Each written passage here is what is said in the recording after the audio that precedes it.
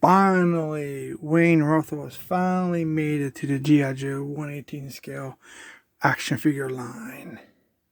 There he is, and here's his beautiful art. Codename Failsafe.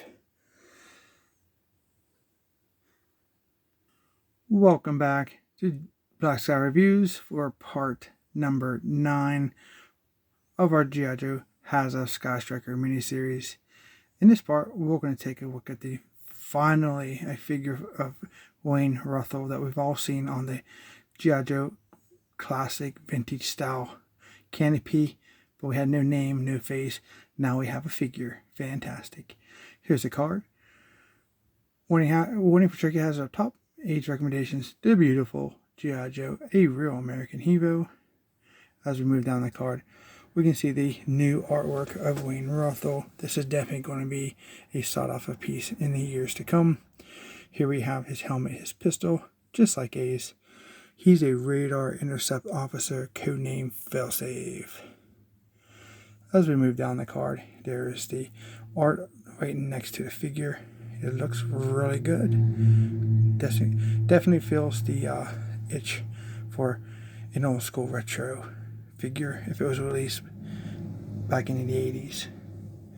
He has swivel arm battle grip, and it has our logo. So here is the card all as a whole. Very excited to have this figure in my collection. Alright, here we go. Back of the card. Unpunched card. All the other figures that are inside the set, featuring like a cross sale. As we move down, G.I.JOE.com, Haslab. Here is his file card. Just want to pause and read that or hold for a few seconds. I am holding the camera by shaking a little bit. There you go. Nice to see a full old school file card and not multiple languages. Should stay that way forever. It's the bottom. Alright, so let's go ahead and get Failsafe out of the packaging and check him out. Okay, here he is outside the packaging. It looks kind of cool. You do know that my Sky Striker will feature his name again on the Haslab, because that's one of the names I'm picking. So that's pretty cool. There he is. A decent head sculpt. A nice looking, just general figure. I mean, I like it a lot. Very cool. So we have the green flight suit pretty much throughout. Then we have his vest. And I must say it's quite detailed for being Hasbro's retro collection. So we have actually more of an olive drab vest, the grays, a black grenade right there, silver pole, maybe like for his parachute feature. Then we have this harness here on the lower area of the figure. Decent. The back, pretty good. And we have the harness, the back of the vest, the gray straps there. And then other than that, it's just a gray flight suit with some flat black shoes. So let's take a look at him. So you guys can check out the very first Failsafe.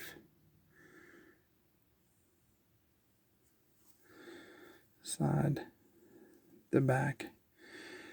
Definitely take a little extra time checking him out, because this is the very first figure. What if we could even in the G.I. Joe classified line once we get an Ace? That would be really cool, right?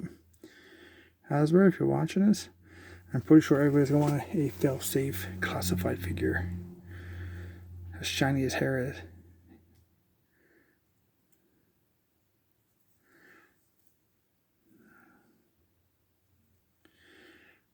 Pretty nice. There's a side view of that mug. Back, top. Shiny, very shiny figure. This is one of the things I was hoping, if anything went wrong with my set, I didn't want to feel safe to be damaged because I lost my voice. Damaged there because they being his very first figure, and not like I can get another one anytime soon. So, for articulation, his head does rotate to the side. That's it. Now I'm going to be very careful to see it doesn't move any more than that. It's just on a record swivel. Nothing forward or back. Arms rotate 360. We can get up above the T-pose. Swivel arm 360 right there all the way around. We have a 90-degree bend. No articulation in the hands. Then we have the articulation at the waist. The O-ring style. Splits. It goes so far, and the O-ring wants to kick it back this way. Not too much, but the most important thing for this, guys, is the sitting aspect. We have 90-degree bend on the knees. Looks pretty good. No articulation in the ankles or feet. This is a retro style figure, obviously. So he's there. He feels good. Nothing feels loose. Nothing looks broken. So I'm happy. At least that worked out for me. Very cool. So it comes with his helmet. It's a green helmet. It looks like a military helmet more than a pilot's helmet. And then we have like a gunmetal lens for the goggles. Then with the black for the overall frames. You can see how it goes underneath the helmet, like it's strapped through. Pretty cool. So there's one on each side and one on the back. You can see the texture they went for sculpting wise. Mine looks a little squished. But let's see how flexible this is. Not too much. I'm worried about paint rubs on that. You can see. Maybe I did get something wrong with my figure. Oh boy.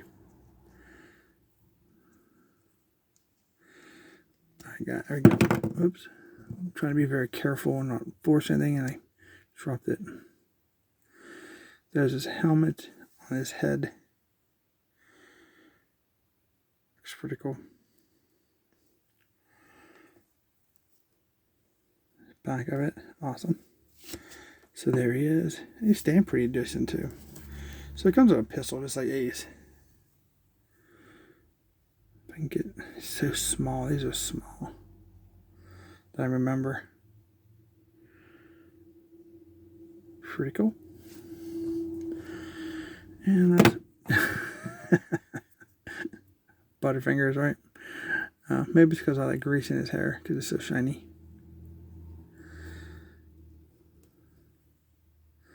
Again, we don't have no thumbs, so it is what it is for these guys. He doesn't hold it as good as Ace does. It's a different hand, different sculpt. Yeah, he doesn't hold as great. That's unfortunate, but he's a pilot, so still should be perfect for a Haslab. Kind of want to sit at this angle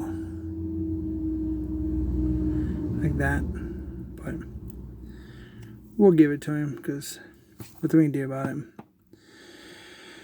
So know that he don't hold his pistol very well. So here's a comparison with him and his compadre Ace. Looking pretty good together. Don't forget we'll be doing the cockpit part of this mini series. You'll be able to see me playing around with the whole figures. So if you guys enjoyed this review, if you do, don't forget to like, share, and subscribe. And we'll see you in our next review.